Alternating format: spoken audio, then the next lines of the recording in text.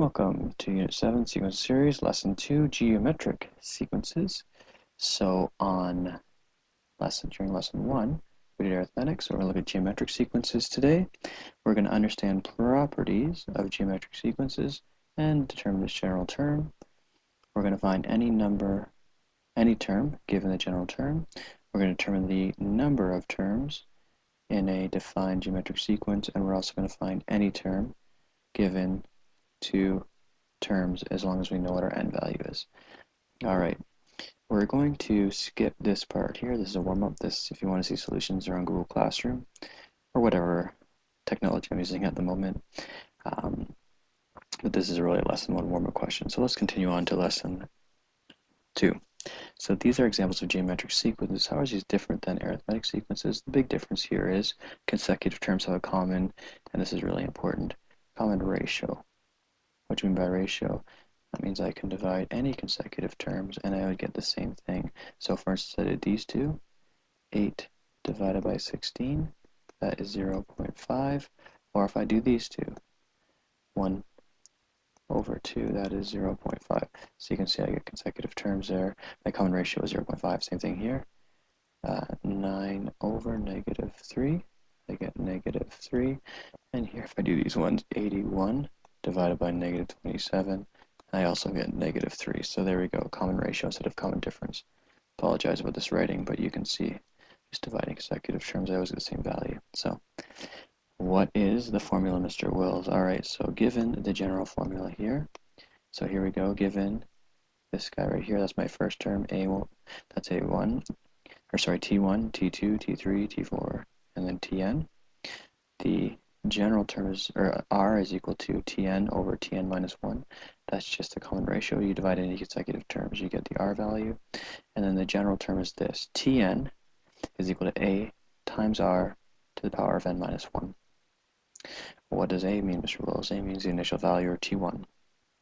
So here, this guy here is my T1, like I said before. R is the common ratio between consecutive terms. We figured out R is right here.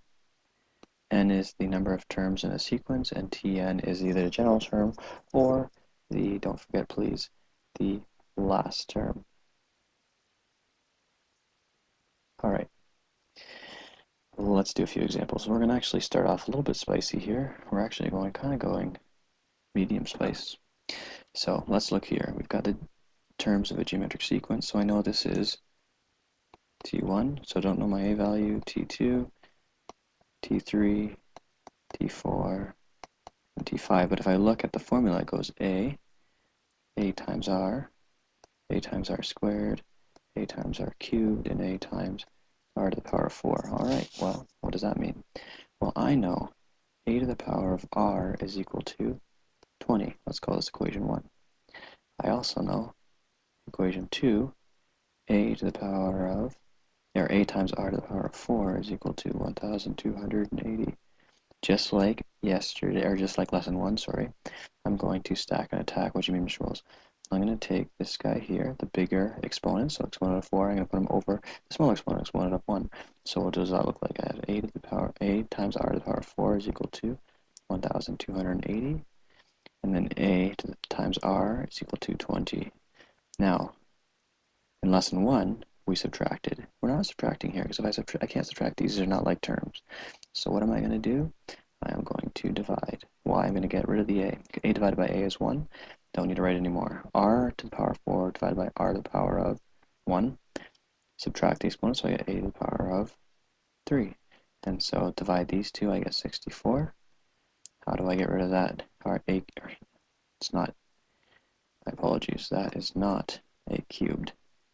That should be, hopefully alarm bells are ringing there. That should be r cubed. How do I get rid of the r cubed? I cube root this and cube root this, and I'll get rid of the r cubed. How do I get rid of the cubed is the question, sorry. So cube root both sides, and so r is equal to 4. So my r is equal to 4. Whoops, I didn't mean that to happen. Alright, so r is equal to 4. Well, then I know that a times r, which is 4, is equal to 20. So a is equal to 5. So that means this term here must be 5. So 5 times by 4, I get 20. Here we go, times by 4 again, I get 80. And then times by 4 again, I get 320. And there we go. Times by 4 again, I get that one. Beautiful. All right, let's go to the next one. This one is actually, I would say, not that spicy. Here I've got my a value is 3. I know my r is the ratio between consecutive terms, so 6 divided by 3. So r is equal to 2. And I also have this last term. And again, our last term is really a t to the n. So my formula is t to the n is equal to a r to the n minus 1. Let's plug this in. So I get 768 is equal to 3 times 2 power of n minus 1, divide both sides by 3. I get 256 is equal to 2 to the power of n minus 1. I can make both common bases here. I know 2 to the power of 8. How'd you know that, Mr. Wills? Practice. 2 to the power of 8 is equal to 2 to the power of n minus 1. So now we could have a math party. Drop the base, so I get 8 is equal to n minus 1, so n is equal to 9. Therefore, there are 9 terms in the sequence. All right, terrible writing, but you get the idea. Next one is actually the easiest question, so here we go. We're going really mild here.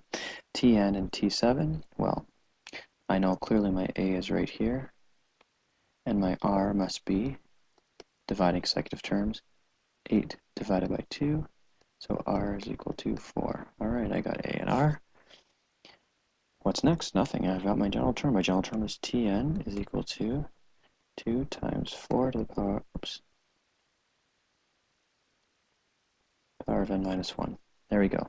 Also wants T7, so T7 is equal to 2 times 4 to the power of 7 minus 1. So that's equal to 2 times 4 power of 6. My apologies. Come on. And so T7 is equal to 8,192. How'd you do that so fast? Cheated. All right, last one, here we go. This is probably the most spicy one, but even then it's really kind of a repeat of the first one. All right, T5 is equal to 1,875, T7 is equal to 46,875.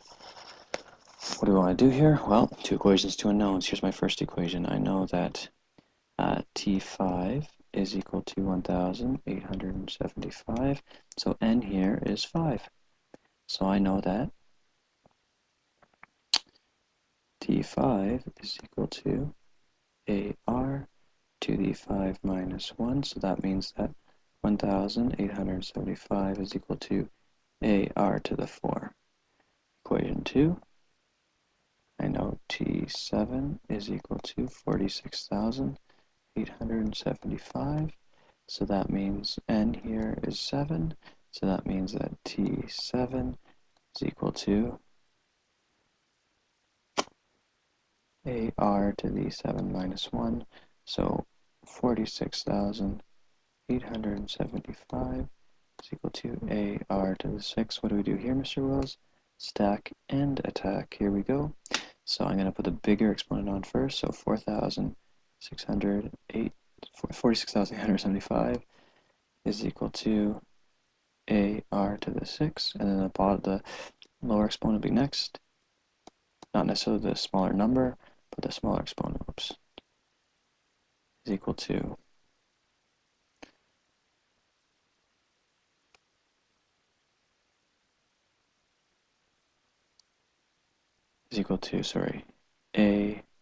AR to the 4. All right, there we go, stack and attack. So we're going to divide here. So I'm going to get here 25 is equal to R squared. All right, so square root both sides clearly. What happens when you square both sides? You get R, oops, r is equal to 5. But because we're square rooting both sides and solving for a variable, it's actually equal to, so be very wary of this. If we're taking an even root of something, we get a plus.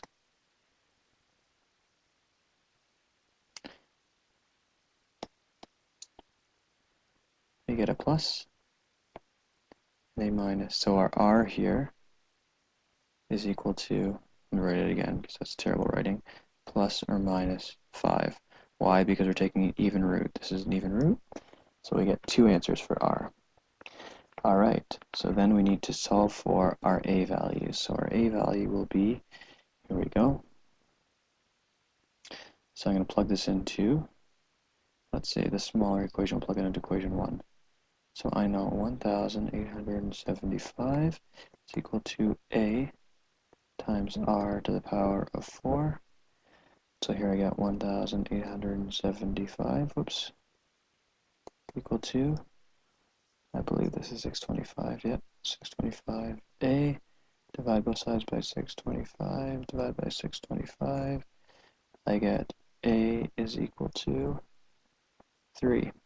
But because I have a plus and minus, so here I had r is equal to positive 5, I should also check the negative. So let's do that over here. We'll do it different colors, do it purple. So here let's do r is equal to negative 5. So I get 1,875 is equal to a times negative 5 to the power of 4. Hopefully you see right away though, this is not going to affect it because we've got an even exponent, so it's going to be really the same answer. If it was an odd exponent, then my a would actually be the opposite, well, it would be the negative of that. But here I'm going to have 625 a, so a here is equal to 3. So same answer here as here. But if you're, again, taking an even root, watch out, you get two different answers for r. All right, quickly. 12 minutes, sorry about the length. Homework, here it is. I don't think it's really that, there's not that really intriguing questions. The hardest question, though, is really this last one. Even 19 is not that bad. Yeah, none of these questions are that difficult. I mean, the only difficult part, really, I think, is if you get a decimal or a fraction for the r, not really a fraction should be. Also, ignore any questions where it says recursive formula. We'll get to that later, or we won't get to it at all. But there we go. Thanks for listening.